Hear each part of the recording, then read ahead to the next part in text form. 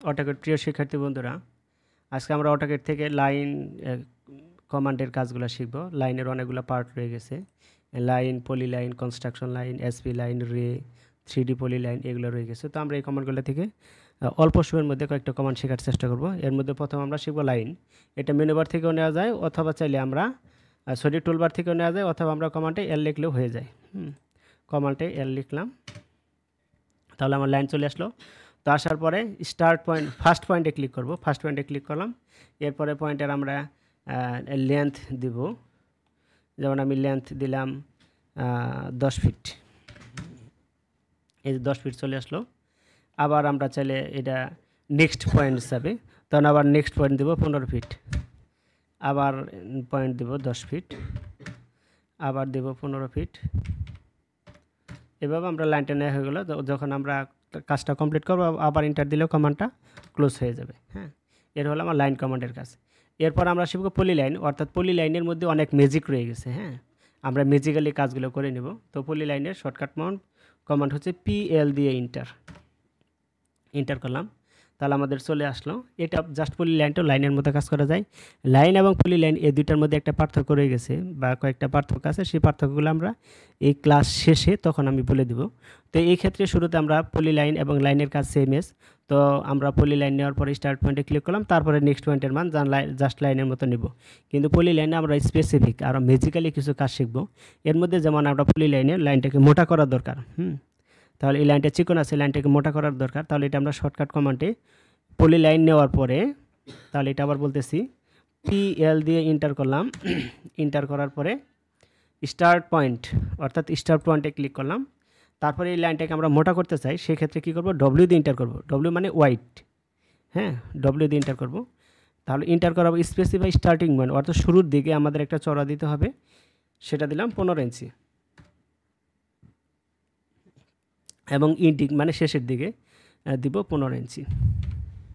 অর্থাৎ এটা কী হলো, যে লাইনটা জাস্ট 15 ইঞ্চি চওড়ায় বা পুরোতের একটা লাইন তৈরি হলো। যেমন এটা আমি দিলাম 15 ফিট লম্বা একটা লাইন।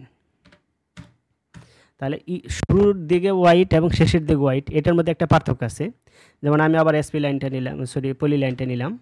PL দিয়ে ইন্টার করার পরে স্টার্ট পয়েন্টে ক্লিক করলাম, আবার W দিয়ে ইন্টার। আমি যেমন স্টার্টিং যেটা স্পেসিফাই হোয়াইট, যাতে স্টার্টিং হোয়াইট, সেই হোয়াইটটা আমি যেমন দিলাম 30 ইঞ্চি। 30 ইঞ্চি দেওয়ার পরে আবার ইন্ডিংটা দিলাম এক্সাম্পল 10 ইঞ্চি।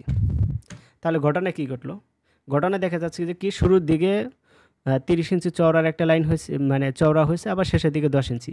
তাহলে এখানে যদি আমরা একটা লেন্থ 15 ফিট নেই, তাহলে কি হলো, যেমন নিচের লাইনটা যেমন সোজা ছিল, একই চওড়াই ছিল, কিন্তু উপরের লাইনটা কিন্তু একই চওড়া নেই, কারণ শুরুর দিকে আমাদের চওড়া বেশি দেওয়া হয়েছে এবং শেষের দিকে চওড়া কম দেওয়া হয়েছে। এটাই হলো পলি লাইনের একটা ম্যাজিক। আরও কাজ রয়ে গেছে, যেমন আমরা একটা তীর তৈরি করতে চাই, যদি পলি লাইন দিয়ে একটা তীর তৈরি করব, কারণ আমাদের ডিজাইনের কাজ অনেক সময় তীর তৈরি করার দরকার হয়। সেক্ষেত্রে একই রকম PL দিয়ে এন্টার করলাম, আবার স্টার্টিং পয়েন্ট ক্লিক করার পরে W দিয়ে এন্টার। এটা একটা চওড়া নিব 15 ইঞ্চি স্টার্টিং পয়েন্ট, স্টার্টিং হোয়াইট এবং ইন্ডিং হোয়াইট 15 ইঞ্চি নেওয়ার পরে আমরা একটা লেন্থ দিলাম এক্সাম্পল 5 ইঞ্চি, বা চাইলে 4 ইঞ্চিও দেওয়া যায়। আমি 4 ইঞ্চি দিলাম। এরপরে আবার W দিয়ে এন্টার করলাম। যেহেতু আমাদের এই চওড়াটা 15 ইঞ্চি নেওয়া আছে, তীর বানাতে গেলে তীরের মাথাটা একটু বেশি হতে হয়, সেটা আমরা দিলাম 30 ইঞ্চি, আর ইন্ডিং পয়েন্ট দিলাম 0। তাহলে একটা তীর হয়ে গেল। হ্যাঁ, আর এটার লেন্থ দিলাম 2.5 ফিট, 2.5 ফিট। তাহলে আমাদের একটা তীর হয়ে গেল। হ্যাঁ, এভাবে অনেক কিছু করা সম্ভব। আমরা পলি লাইনকে যদি আমরা চাই একটা বৃত্তাকার অংশের মতো করব, বৃত্তাকার করব, অর্থাৎ টোটাল চওড়া দিয়ে একটা বৃত্তাকার করবো, চতুর্ভুজ আকৃতির একটা করবো, অর্থাৎ 4টা লাইনকে আমরা নির্দেশনা দেব। এই ক্ষেত্রে আমরা পলি লাইনটা ব্যবহার করতে পারি। যেমন PL দিয়ে এন্টার করলাম, এন্টার করার পর আবার সেম এস W দিয়ে এন্টার। কাজ একই, সবসময় একই, 15, আবার ইন্ডিং 15, অর্থাৎ স্টার্টিং 15 দিছি, ইন্ডিং 15 দিছি। এরপর আমরা এটাকে বৃত্তাকার তৈরি করব, বৃত্তাকৃতি বানাবো। এক্ষেত্রে বৃত্তাকৃতি বানানোর জন্য আর্ক A দিয়ে এন্টার করব। আর্ক হয়ে গেল। আমি যেমন চওড়া দিলাম, এটার একটা ডায়ামিটার, রেডিয়াস এবং ডায়ামিটার। এই ক্লাসটা আমরা যখন পরবর্তীতে আমরা বিভিন্ন টুলবার সম্পর্কে শিখবো, অর্থাৎ সার্কেল সম্পর্কে শিখবো, তখন আমরা রেডিয়াস এবং ডায়ামিটার পার্থক্য কী এগুলো ডিটেলস আলোচনা করব। শিক্ষার্থী বন্ধুরা তোমরা আমার সাথে থাকার চেষ্টা করবে, তাহলে আমি প্রত্যেকটা জিনিস স্টেপ বাই স্টেপ বলে দেওয়ার চেষ্টা করবো ইনশাল্লাহ। তাহলে এটার একটা ডায়ামিটার নেব, যেমন 10 ফিট নেওয়া হলো। আবার অনুরূপভাবে উপরের দিকে আবার 10 ফিট নিব, ফিট নেওয়ার পরে কাজটা শেষ হলে এন্টার করে দিলাম। তাহলে আমরা চারদিকে 4টা তীর বানাতে চাচ্ছি, তাহলে এক্ষেত্রে আবার পিএল দিয়ে এন্টার করার পরে স্টার্টিং পয়েন্ট নেব এইখানে, নেওয়ার পর উপরের দিকে নিলাম। যেহেতু আমাদের 15 ইঞ্চি চওড়া দেওয়া আছে, এই ক্ষেত্রে আর এটা চেঞ্জের দরকার নেই। আমি এটা লেন্থ নেব 4 ফিট, নেওয়ার পর আবার ডব্লিউ দিয়ে এন্টার, এখানে একটা তীর বানাবো। যেহেতু 15 ইঞ্চি চওড়া দেওয়া ছিল, সেটাকে আমরা একটু বাড়াইয়া 35 ইঞ্চি করে দিলাম, আর এন্ডিং পয়েন্টটা 0 দিলাম। তাহলে তীর হয়ে গেল। এটা কয় ফিট দেবো? 3 ফিট, এন্টার। আবার এখানে আরেকটা তীর বানাই নেই, ডব্লিউ দিয়ে এন্টার, সরি ভুল, আমরা লাইন থেকে নেই, মেনু বার থেকে পলি লাইন নিয়ে নিলাম এখানে। এরপরে আবার ডব্লিউ দিয়ে এন্টার, 15, স্টার্টিং এন্ডিং 15, আর লেন্থ নিয়েছিলাম এটা 4 ফিট। আবার ডব্লিউ দিয়ে enter, starting 35, ending 0, length 3 fit.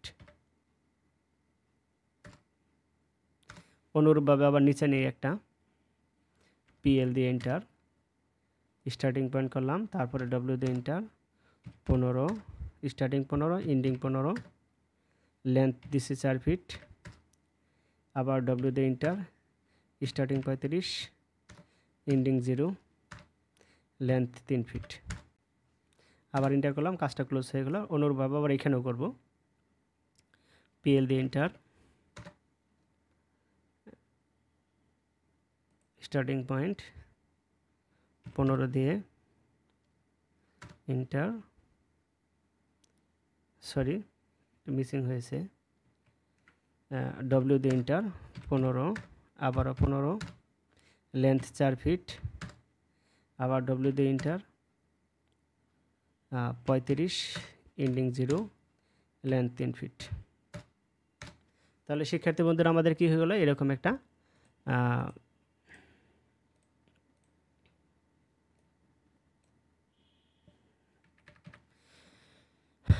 চারমুখী, অর্থাৎ একটা জায়গায় যদি আমাদের 4টা তীর দেওয়ার দরকার হয়, তাহলে সেই ক্ষেত্রে আমরা এটা দেখে দেবো, করতে পারি। এরকম পলি লাইন দিয়ে আরও অনেক ধরনের মিউজিক্যালি আরও অনেক ধরনের কাজ করা যায়। তো আজকে ক্লাসের মতো এতটুকুই কমপ্লিট। পরবর্তী ক্লাসে আবার এই পলি লাইন সম্পর্কে আরও বিস্তারিত আলোচনা করার চেষ্টা করব। তো আমার সাথে থাকার চেষ্টা করবেন ইনশাল্লাহ, তাহলে এই অটোক্যাড সম্পর্কে আরও বিস্তারিত জানা সম্ভব হবে। সকলকে ধন্যবাদ জানিয়ে এবং কি পরবর্তী ক্লাসের জন্য স্বাগত জানিয়ে আজকে ক্লাস শেষ করছি। আসসালামু আলাইকুম।